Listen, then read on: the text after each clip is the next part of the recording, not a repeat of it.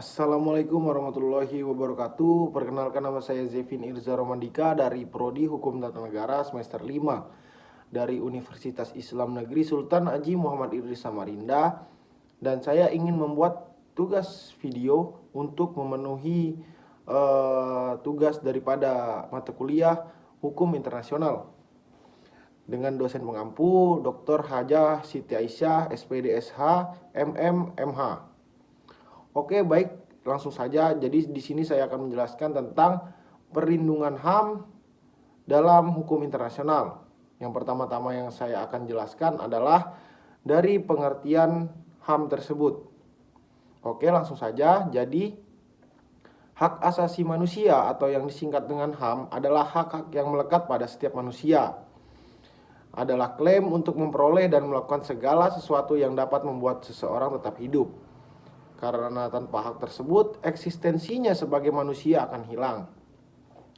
HAM memiliki mukadimah deklarasi universal yang dibuat oleh Persatuan Bangsa-Bangsa atau yang disingkat dengan PBB.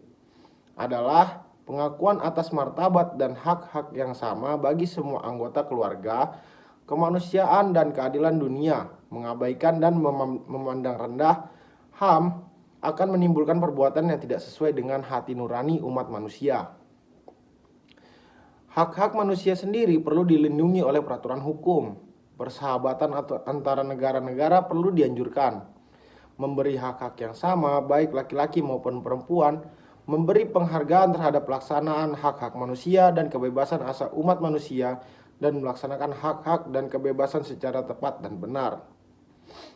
Lalu kita lanjut pada materi selanjutnya adalah pengertian hak manusia, hak asasi manusia dalam hukum internasional. Dalam konteks HAM, hukum internasional mempunyai kualitas ganda sebab menciptakan penghalang bagi proteksi hak asasi yang efektif dan sekaligus juga menyediakan sarana untuk mengatasi rintangan-rintangan. Brownlee menggambarkan kedaulatan sebagai doktrin konstitusional yang pokok dari hukum negara. Ada dua badan khusus Persatuan Bangsa-Bangsa atau PBB yang juga menangani HAM, yaitu Organisasi Buruh Sedunia atau ILO. Didirikan tahun 1946, bertugas untuk memperbaiki syarat-syarat bekerja dan hidup para buruh melalui penerimaan konvensi-konvensi internasional mengenai buruh dan membuat rekomendasi standar minimum di bidang gaji, jam kerja, syarat-syarat pekerjaan, dan jaminan sosial. Majelis Umum Persatuan Bangsa-Bangsa mencanangkan pernyataan umum tentang hak-hak asasi manusia atau Universal Declaration of Human Rights pada tanggal 10 Desember 1948. Deklarasi ini terdiri dari 30 pasal yang mengumandangkan seruan rakyat, mengalahkan dan menjamin pengakuan yang efektif dan penghormatan terhadap hak-hak asasi manusia dan kebebasan-kebebasan yang telah ditetapkan dalam deklarasi. Pasal 1 dan 2 menegaskan bahwasannya semua orang dilahirkan dengan martabat dan hak-hak yang sama dan berhak atas sama hak dan kebebasan sebagaimana yang ditetapkan oleh deklarasi, tanpa membeda-bedakan baik dari segi ras, warna kulit, jenis kelamin, agama, pandangan politik, maupun yang lain, asal-usul kebangsaan atau sosial, hak-hak milik, kelahiran, dan kedudukan yang lain. Pasal 3 sampai pasal 21 menempatkan hak-hak sipil dan politik yang menjadi hak semua orang. Hak-hak itu antara lain adalah yang pertama, hak untuk hidup. Yang kedua adalah bebas dari perbudakan dan penghambaan. Yang ketiga, bebas dari penyiksaan atau perlakuan maupun hukum yang kejam, tak berperi kemanusiaan ataupun yang merendahkan derajat kemanusiaan. Adapun yang keempat adalah kebebasan dan keamanan pribadi. Yang kelima adalah hak untuk memperoleh pengakuan hukum di mana saja sebagai pribadi. Yang keenam adalah hak untuk pengampunan hukum yang efektif. Yang ketujuh adalah bebas dari penangkapan, penahanan, atau pembuangan yang sewenang-wenang. Yang kedelapan adalah hak untuk peradilan yang adil dan dengar pendapat yang dilakukan oleh pengadilan yang independen dan tidak memihak. Lalu yang kesembilan adalah hak praduga tidak bersalah, yaitu adalah bebas dari campur tangan sewenang-wenang terhadap kekuasaan pribadi, keluarga, tempat tinggal, maupun surat-surat. Yang ke-10 adalah bebas dari serangan kehormatan dan nama baik. Yang ke-11 adalah hak atas perlindungan hukum terhadap serangan macam itu. 12. Bebas bergerak, hak untuk memperoleh suaka. Yang ke-13 adalah hak atas suatu kebangsaan. Yang ke-14 adalah hak untuk menikah dan membentuk keluarga. Yang ke-15 adalah hak untuk mempunyai hak milik, bebas berpikir, kesadaran dan beragama dan menyatakan pendapat. Yang ke-16 adalah hak untuk menghimpun dan berserikat, atau hak untuk ambil bagian dalam pemerintah dan hak akses yang sama terhadap pelayanan masyarakat. Lalu kita lanjut kepada tanggung jawab negara terhadap kejahatan HAM.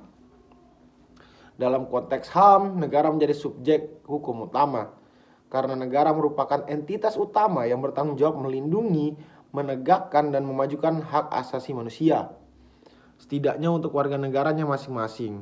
Ironisnya, sejarah mencatat pelanggaran hak asasi manusia biasanya justru dilakukan oleh negara, baik secara langsung melalui tindakan-tindakan yang termasuk pelanggaran HAM terhadap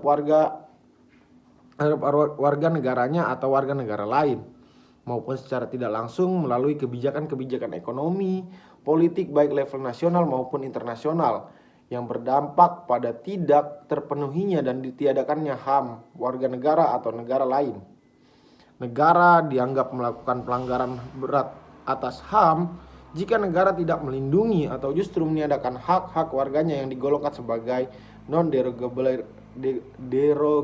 rights, atau negara yang bersangkutan membiarkan terjadinya atau justru melalui aparat-aparatnya tindakan kejahatan internasional atau kejahatan serius, yaitu kejahatan genosida. Berbicara tentang tanggung jawab negara, pemerintah harus mampu menjamin bahwa HAM dipenuhi tidak secara diskriminatif. Pemerintah juga wajib untuk mengatur agar aktivitas pihak swasta tidak mengganggu individu dalam menikmati haknya. Kewajiban ini dikenal dengan kewajiban untuk pemajuan, untuk melindungi dan untuk memenuhi. Kewajiban dan tanggung jawab negara dalam kerangka pendekatan basis hak asasi manusia bisa dilihat dalam 3 bentuk. Yang pertama adalah menghormati, yaitu merupakan tanggung jawab negara untuk tidak ikut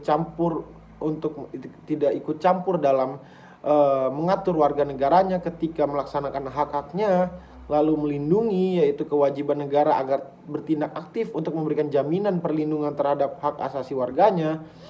Yaitu ada pula dengan memenuhi, yaitu negara berkewajiban untuk mengambil langkah-langkah legislatif,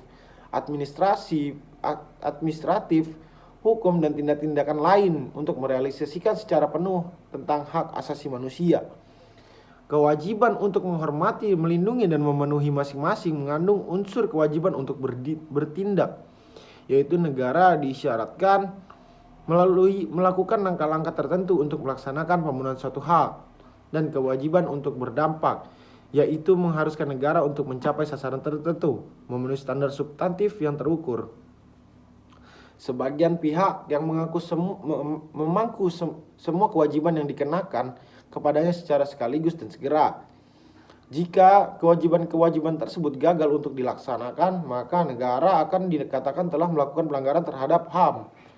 Ada 2 jenis pelanggaran yang bisa berkaitan dengan pelaksanaan kewajiban dan tanggung jawab negara, seperti pelanggaran karena tindakan atau yang terjadi karena negara justru melakukan tindakan langsung untuk turut campur dalam mengatur hak-hak warga negara yang semestinya dihormati, dan pelanggaran karena pembiaran terjadi ketika negara tidak melakukan sesuatu tindakan atau gagal untuk mengambil tindakan lebih lanjut yang diperlukan untuk melaksanakan kewajiban hukum. Mungkin pemaparan materi saya cukup sekian. Lalu saya ingin berpesan kepada kawan-kawan yang ingin berkuliah, tidak hanya mengambil ilmu agama tapi juga ilmu pengetahuan hukum. Saya ingin menyarankan untuk kawan-kawan masuk di Universitas Islam Negeri Sultan Haji Muhammad Idris, seperti kampus yang saya ambil sekarang. Karena dari stereotip orang yang kita dapat bahwasannya kampus UIN adalah kampus yang melulu membahas tentang agama dan agama. Namun ketika saya masuk di dalam kampus UINSI, yang saya dapatkan tidak hanya ilmu agama, namun ada ilmu pengetahuan umum. Yang bisa saya katakan ilmu dari agama dan pengetahuan umumnya itu seimbang. Jadi kita tidak hanya dapat pengetahuan tentang agama saja, namun kita dapat pengetahuan tentang perkuliahan umum seperti teman-teman kita yang berada di kampus-kampus negeri. Mungkin sekian dari saya. Terima kasih. Wassalamualaikum warahmatullahi wabarakatuh.